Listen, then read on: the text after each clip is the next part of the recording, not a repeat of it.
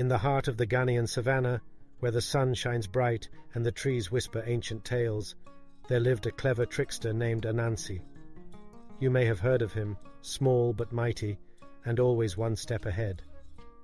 Today's story is about how Anansi, despite his mischievous ways, found himself facing a challenge from the mighty Elephant King. You see, the king held a grand feast, but Anansi wasn't exactly welcome. Still, Anansi was never one to back down. So, with a riddle to solve and his wits as his only weapon, Anansi set out to prove that sometimes it's not the biggest or strongest who win the day, but the cleverest. Once upon a time, in the warm golden heart of the Ghanaian savannah, lived Anansi the Spider, known far and wide for his clever tricks and quick thinking. One day, news spread through the land that the mighty Elephant King was holding a grand feast to celebrate the birth of his newborn calf. The excitement was thick in the air, and all the animals prepared for the big event. But there was one problem. Anansi and the Elephant King weren't exactly on good terms. The king still held a grudge against Anansi for his past tricks. But of course, that didn't stop Anansi. He had no intention of missing such a feast, so he quickly started thinking of a plan. With his usual mischievous smile, Anansi decided to visit Atto, the wise old tortoise, hoping for some good advice. "Atto," Anansi said, bowing slightly, "I want to go to the Elephant King's feast, but I need a way to impress him. What should I do?" Atto, with his wrinkled face full of knowledge, thought for a moment. "Anansi," he said slowly, "the Elephant King loves riddles. If you can solve his riddle, he may respect you enough to let you in."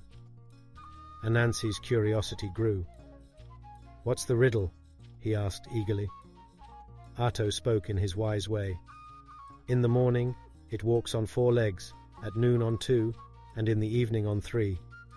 What is it?" Anansi thought hard. It wasn't an easy question, but he knew he had to figure it out before the feast.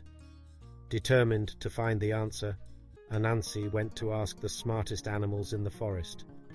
He first visited Open-Yin, the wise old owl, who lived high up in a tree. "Open-Yin, do you know the answer to the Elephant King's riddle?" Anansi asked. The owl blinked and hooted softly. "Think about life, Anansi. The answer is in the stages of life itself." Anansi thanked the owl and kept searching for more clues. He asked the cunning fox, the graceful antelope, and even the swift cheetah. Each gave him something to think about, but none told him the full answer. As the day of the feast grew closer, Anansi finally felt like he had put all the pieces together. He returned to Atto with confidence. "Atto, I have searched far and wide, and I believe the answer to the riddle is a human," Anansi proclaimed confidently. Atto smiled proudly. "You're right, Anansi. Now go and give your answer to the Elephant King." Filled with excitement and nerves, Anansi made his way to the Elephant King's grand palace, where the feast was already in full swing. As he approached the king, the Elephant King's piercing eyes narrowed, remembering past encounters with the cunning spider. "Anansi," the Elephant King boomed, "I have set a riddle before you. Answer it correctly, and you will be welcome at my feast. If not, you shall leave at once. Answer now, for time is running out." Anansi took a deep breath. "Great Elephant King, the answer to your riddle is a human. In the morning of life, humans crawl on all 4s as babies.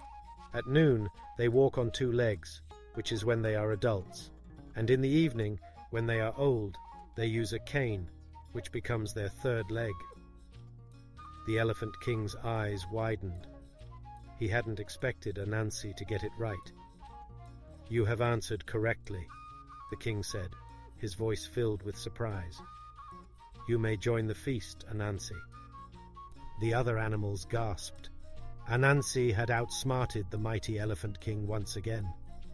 With a sly smile, Anansi took his place among the guests, enjoying the food and laughter around him.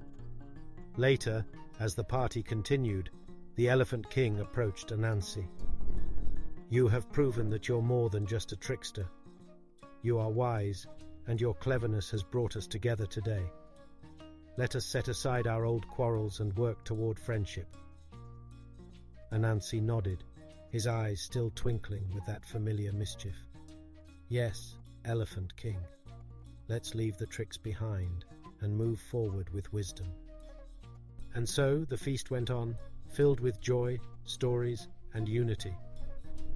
Anansi's victory became a tale passed down through the years, reminding everyone of the power of wit, unity, and the ability to rise above past conflicts.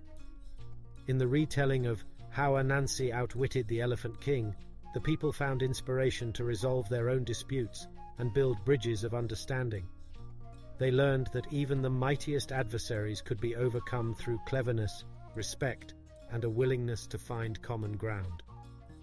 As the story spread, it became a beacon of hope, reminding everyone that differences could be celebrated and embraced, leading to a more harmonious and inclusive society. So, dear viewer, remember the tale of Anansi and the Elephant King. Let it guide you in your own journey, reminding you that even in the face of challenges and differences, the power of cleverness, wisdom, and unity can prevail. So, the next time you face a problem that feels too big, remember Anansi's tale and look for your own clever solution. And as the old proverb says, "The lizard that jumps from the high Iroko tree to the ground says he will praise himself if no one else does." Let us, like Anansi, celebrate our triumphs and learn from our mistakes, for in doing so, we create a tapestry of stories that weaves us together as a community bound by the values of wit, wisdom, and friendship. May the tale of How Anansi Outwitted the Elephant King inspire you to seek knowledge and use your cleverness to overcome challenges in your own life and to bring together even the most unlikely of companions. Just as Anansi found a way to outwit the mighty Elephant King, so too can you find solutions to the problems that you face, no matter how daunting they may seem. Remember to seek the wisdom of others, think deeply and creatively, and never underestimate the power of wit and cunning. With these tools, you too can achieve great things and overcome any obstacle in your path. Before you go, if you enjoyed this story and want to explore more of Anansi's adventures, check out the links in the description for our ebooks and audiobooks. They're perfect for diving deeper into the world of African folktales.